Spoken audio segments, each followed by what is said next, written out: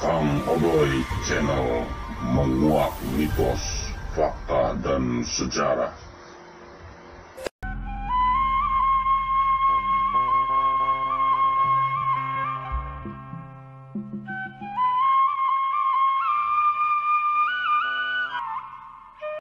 Assalamualaikum warahmatullahi wabarakatuh.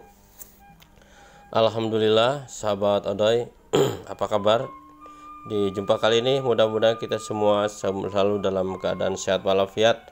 Dan tak lupa juga buat sahabat yang masih setia bersama Kang Odoy ucapkan terima kasih. Silahkan buat yang baru gabung bersama channelnya Kang Odoy, jangan lupa mohon dukungannya untuk like, komen, dan subscribe-nya. Subscribe itu gratis, dan itulah salah satu perbuatan baik yang insya Allah akan Allah balas dengan kebaikannya. Ya sahabat, masih bersama Kang Odoy kali ini dalam perjalanan menuju sebuah situs sejarah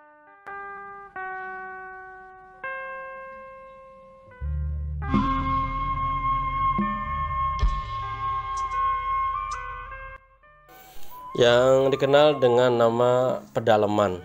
Ya sahabat, sebuah situs sejarah bernama Pedalaman yang berada di Desa Matangaji, Kecamatan Sumber, Kabupaten Cirebon.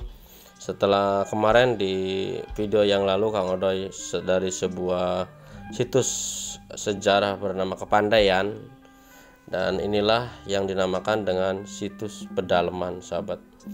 Situs Pedalaman ini adalah salah satu tempat bersejarah yang punya historis napaktilas tentang perjuangan seorang tokoh besar bernama Sultan Matangaji, yang pada masa hidupnya tahun 1773 sampai 786 Masehi.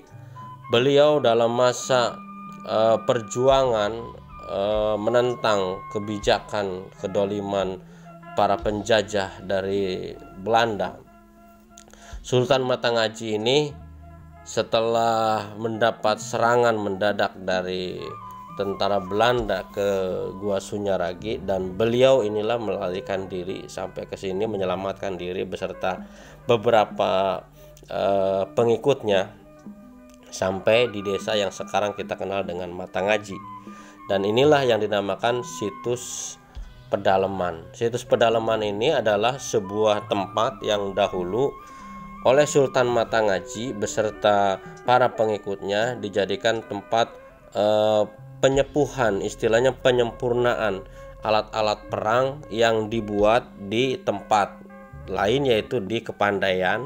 Kemudian penyepuhannya di sini sahabat. Ini yang dinamakan dengan Pedalaman. Jadi ini persisnya berada dari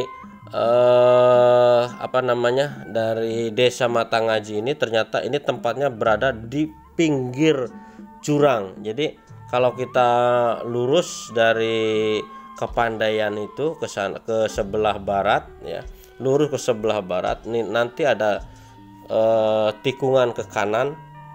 Nah, inilah sahabat yang kita kenal dengan nama Pedalaman ya. Pedalaman ini disinilah dahulu Sultan Matangaji beserta para pengikutnya mempersiapkan, mengatur strategi untuk penyerangan terhadap penjajah Belanda sahabat.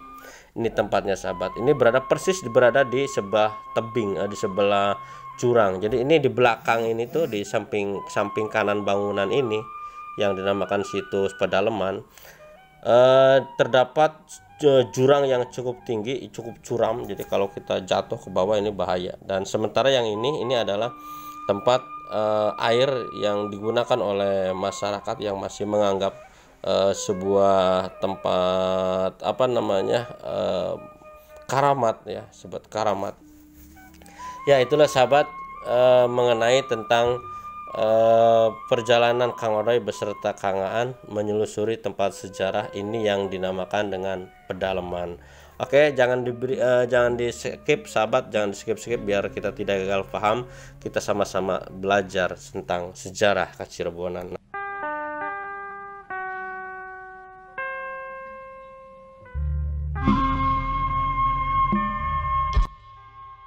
Oke sahabat, kita lanjut kembali. berbicara mengenai tentang mata ngaji, Sultan Mata Ngaji adalah Sultan Sepuh kelima yang memimpin Kesultanan Cirebon pada waktu itu. Berkisah tentang Sultan Mata Ngaji atau Sultan Sepuh kelima, Sultan Sofiyuddin atau Sultan Saifuddin, Sultan Sepuh kelima Kesultanan Cirebon. Ini erat kaitannya dengan kisah dari catatan sejarah kelam Cirebon yang orang bilang disebut dengan sejarah peteng Cirebon. Ya, kalau kita mengenai membaca buku sejarah tentang sejarah peteng Cirebon, maka tokoh bernama Sultan Safiyuddin atau Sultan Saifuddin atau Sultan Mata Ngaji, Sultan yang kelima ini adalah merupakan tokoh sentral yang dibicarakan di dalam kisah sejarah gelap Cirebon atau sejarah peteng Cirebon. Ya sahabat, mengenai kisah sejarah peteng Cirebon ini kita tidak bisa memastikan betulnya yang mana atau salahnya yang mana. Hanya saja ada penggalan kisah menurut beberapa orang tokoh yang tercatat di dalam sejarah peteng, buku sejarah peteng Cirebon, mengenai tokoh Sultan Mata Ngaji ini. Justru Sultan Mata Ngaji walaupun seorang sultan, karena beliau adalah Sultan Sepuh kelima, tetapi makamnya kenapa tidak berada di makam Astana Gunung Jati seperti yang lain-lainnya? Ini yang dipertanyakan sahabat.